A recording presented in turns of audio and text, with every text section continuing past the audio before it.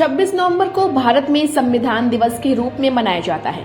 भारत के संविधान के बारे में लोगों में जागरूकता पैदा करने के लिए हर साल 26 नवंबर को संविधान दिवस के रूप में मनाया जाता है। देश के प्रधानमंत्री नरेंद्र मोदी ने 2015 में 26 नवंबर को संविधान दिवस के रूप में मनाने की घोषणा की थी, जिसके बाद से हर साल 26 नवंबर को भारत में संविधान दिवस मनाया जाता है। दरअसल 26 नवंबर 1949 को भारत की संविधान सभा ने भारत में संविधान को अपनाया, जो 26 जनवरी 1950 को लागू हुआ था। देश की आजादी के बाद भारतीय शासकों ने संविधान के अनुसार देश को चलाने के लिए एक संविधान सभा का गठन किया, जिसके अध्यक्ष बाबा भीमराव अम्बेडकर थे। संविधान सभा ने 2 साल 11 महीने और 18 दिनों में भारत का संविधान तैयार किया। इस सभा के पहले अध्यक्ष डॉक्टर राजेंद्र प्रसाद थे, जिनको संविधान की जिम्मेदारी सौंपी गई और उसके बाद 26 जनवरी 1950 को भारत का संविधान लागू किया गया। इस संबंध में जानकारी देते हुए संविधान विशेषज्ञ मुशर्रफ अली ने बताया कि भारत के आजाद होने से पहले यहाँ पर राजशाही की हुकूमत थी। भारत के स्वतंत्र होने के बाद यहाँ संविधान बनाने की जरूरत महसूस हुई। उसके बाद भारत में संविधान सभा का गठन किया गया। उन्होंने बताया कि इंग्लैंड शुरू से ही भारत की आजादी का पक्षधर था और सेकेंड वर्ल्ड वॉर के बाद इंग्लैंड में लेबर पार्टी की हुकूमत बनने के बाद वहां से एक कमीशन भारत भेजा गया, जिसने संविधान सभा बनाने की बात कही और उसके बाद संविधान सभा का गठन किया गया। साथ ही एक ड्राफ्टिंग कमेटी भी बनाई गई, जिसका अध्यक्ष बाबा साहब भीमराव अम्बेडकर को बनाया गया। उन्होंने भारत के संविधान को पूर्ण और साफ सुथरा बताते हुए कहा कि संविधान एक सीमेंट की तरह है, जो पूरी बिल्डिंग को जोड़े रखता है। हमारा संविधान बिल्कुल वैसा ही है जैसे कि इमारत की मजबूती के लिए सीमेंट काम करता है। संविधान पूरे देश में विभिन्न संस्कृति, अलग अलग धर्म के लोगों और अलग अलग भाषा के लोगों को जोड़े रखता है। 11 दिसंबर 1946 को तो उसकी कमेटी बनाई गई अलग अलग कामों के लिए। वो कमेटी, उनमें से एक कमेटी ड्राफ्टिंग कमेटी थी, यानी संविधान को लिखने वाली कमेटी। उस कमेटी के अंदर 7 लोग थे, जिसके चेयरमैन डॉक्टर भीमराव अंबेडकर थे। यानी जो कुछ भी ये संविधान सभा बहस करेगी, जो जिन चीज़ों को लाना चाहेगी, उसको कानूनी रूप देना, उसे लिखना, ये डॉक्टर भीमराव अंबेडकर उनकी देखरेख में हुआ और ये सबसे महत्वपूर्ण काम था। इसके अलावा डॉक्टर भीमराव अंबेडकर ने दुनिया भर के संविधानों का अध्ययन किया और दुनिया के कम से कम 10 देशों के संविधानों से हमने जो भी बेहतरीन चीज़ थी, वो डॉक्टर भीमराव अंबेडकर जी के कारण ही हमने इसमें शामिल की। तो इस संविधान की पूरा गठन, उसकी सुंदरता और उस सबको जो पेश करने का है, उसके अंदर डॉक्टर भीमराव अंबेडकर की भूमिका बिल्कुल सबसे नुमाया भूमिका है और उसे भुलाया नहीं जा सकता है। वो बेहद काबिल आदमी थे, बहुत ज़्यादा डिग्रियाँ थी उन्होंने, कानून की और हर तरह की, तो उनकी संविधान बनाने में बहुत महत्वपूर्ण भूमिका है। देखिए, सबसे पहले तो मैं सभी को आज जो संविधान दिवस है उसकी मुबारकबाद देना चाहूँगा। संविधान राजतंत्र में नहीं बनता है, हमेशा संविधान जो है लोकतंत्र में बनता है। और भारत जब राजतंत्र से निकलकर लोकतंत्र में दाखिल हो रहा था, तब यहाँ संविधान बनाने की ज़रूरत महसूस हुई।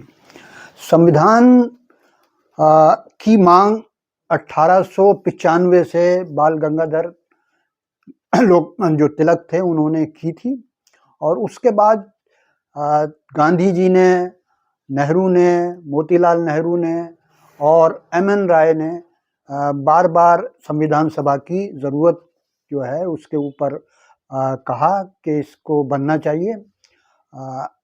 जब ये कुछ हालात ऐसे हुए हैं जिनकी वजह से भारत को आज़ादी मिली, उसमें सबसे अहम रोल तो भारत के क्रांतिकारियों का है।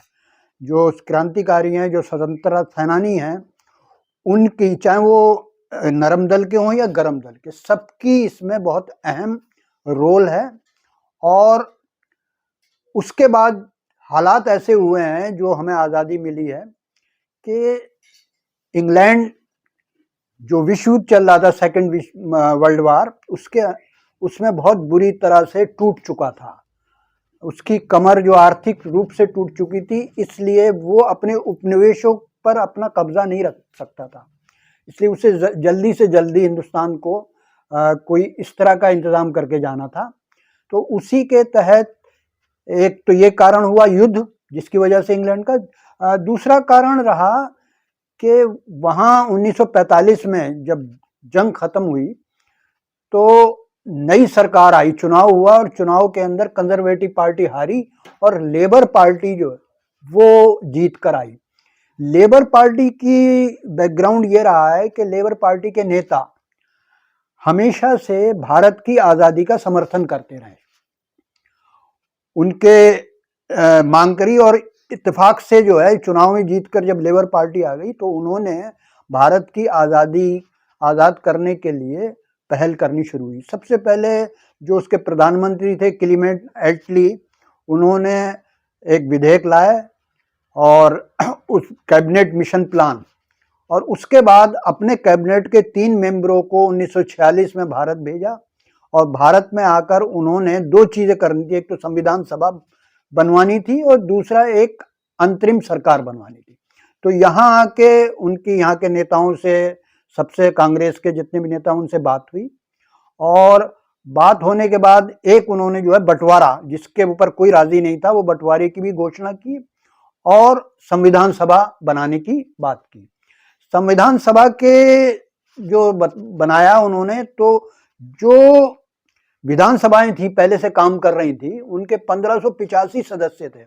उन 1585 सदस्यों ने 389 सदस्य जो है संविधान सभा के लिए चुने।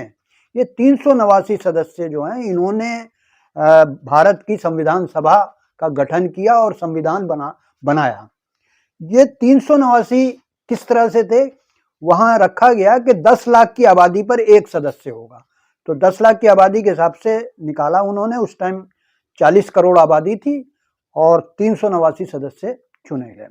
इसके बाद उसमें जो 389 थे, इसमें 93 सदस्य वो थे जो राजे रजवाड़ों के लोग थे, जो चुने हुए नहीं थे। बाकी चुने हुए थे, लेकिन ये 93 जो है राजे रजवाड़ों के थे।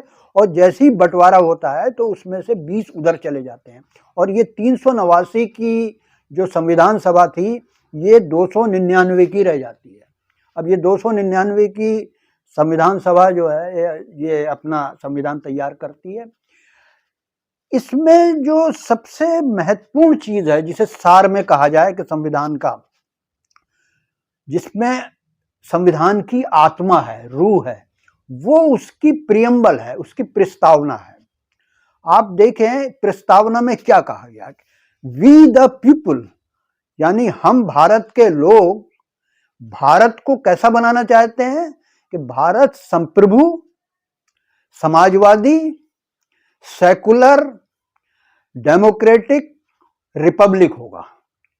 यानी कि संप्रभु होगा, सॉवरन होगा, धर्मनिरपेक्ष होगा, समाजवादी होगा, लोकतांत्रिक होगा और गणतंत्र होगा। तो ये एक वो है बिल्कुल आत्मा कि इस आधार पर हमारा संविधान जो है वो काम करेगा। इसके अलावा इसमें 3 तरह के न्याय देने की बात उसी प्रस्तावना में कही गई है कि हम भारत के लोगों को, सभी को सामाजिक, आर्थिक और राजनीतिक न्याय देंगे, सबके लिए सुनिश्चित करेंगे।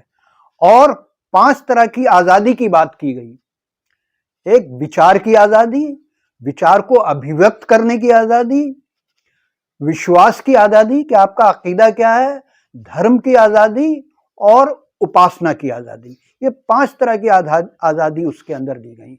इसके अलावा क्या है, समता, जो बहुत अहम है, यानी न्याय, स्वतंत्रता और समता।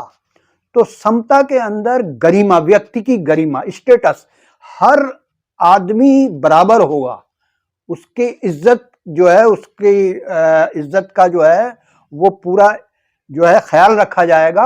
और अवसर की समानता, यानी कि कोई भी मौका होगा, कोई भी वो है अपॉर्चुनिटी, उसका सबको बराबर मौका दिया जाएगा। ये नहीं कि किसी को धर्म या जाति या पैसे के आधार पर। तो ये प्रियम्बल है जो बहुत अहम है और यही आत्मा है। अब आज अगर आप इस संविधान का ये देखना चाहें कि हमारे जो क्रांतिकारी, हमारे जो स्वतंत्रता सेनानी हैं, उन्होंने जो ख्वाब देखा था, जिस तरह का भारत बनाने की उन्होंने सोची थी, क्या इस प्रियम्बल के अंदर दिए हुए जो शब्द हैं उसके आधार पर क्या आज भारत में उनका सपना जो है वो पूरा हो रहा है या उसमें कुछ कमी रह गई है। तो आप देखेंगे कि भारत जो है संप्रभु है या नहीं है, या हमें संप्रभुता का मतलब क्या है कि हम अपने घर के और बाहर के फैसले हम खुद करेंगे। कोई तीसरा आदमी, मान लिया कोई कहता है कि फला देश से तेल मत लो, तो ये हस्तक्षेप है ना हमारी संप्रभुता पे। तो हमें देखना होगा कि कोई हमें दूसरा देश हमें गाइड तो नहीं कर रहा, निर्देशित तो नहीं कर रहा। इसके अलावा समाजवाद, तो समाजवाद का उल्टा जो है वो पूंजीवाद है। समाजवाद का मतलब है जो भारत की जितने भी संसाधन है उसका सामूहिक मालिकाना, समाज का मालिकाना, समाज मालिक होगा। तो रेल मान लिया सरकारी है तो उसकी मालिक समाज है, और अगर वो प्राइवेट हो जाएगी तो सारी सुविधा खत्म हो जाएंगी। तो आपको हमारा संविधान तो समाजवादी बात करता है। इसी तरह सेकुलर का मतलब क्या है? पंथ निरपेक्ष का मतलब यह है कि जो सरकार होगी उसका अपना कोई धर्म नहीं होगा, वो धार्मिक आधार पर भेदभाव नहीं करेगी। अब इसी उसमें आप देख लीजिएगा, क्या आज के दौर में धार्मिक आधार पर भेदभाव जो सरकार है वो कर रही है या नहीं कर रही है? अगर नहीं कर रही है तो वो संविधान का पालन कर रही है, और अगर भेदभाव कर रही है, किसी धर्म विशेष के खिलाफ उसका कोई अलग तरह का व्यवहार है और किसी धर्म के खिलाफ उसका कुछ अलग तरह का व्यवहार है, तो वो संविधान के ऊपर का पालन नहीं कर रही, उस पर आचरण नहीं कर रही है। ये हमें आज देखना पड़ेगा। इसी तरह लोकतांत्रिक संस्थाएं, लोकतंत्र बहुत जरूरी है, तो लोकतांत्रिक संस्थाएं सभी काम कर रही हैं। लोकतंत्र के 4 खंभे, न्यायपालिका, विधायिका और कार्यपालिका, और चौथा मीडिया। तो क्या मीडिया जो चौथा खंभा है उसको अपनी बात करने की पूरी आज़ादी है? पूरे देश की जो जनता उनकी तकलीफों को वो अभिव्यक्त कर रहा है या नहीं कर रहा है? तो आज देखना पड़ेगा कि लोकतंत्र की जो सारी संस्थाएं हैं वो सही ढंग से काम कर रही हैं या नहीं कर रही हैं, ये आपको देखना पड़ेगा।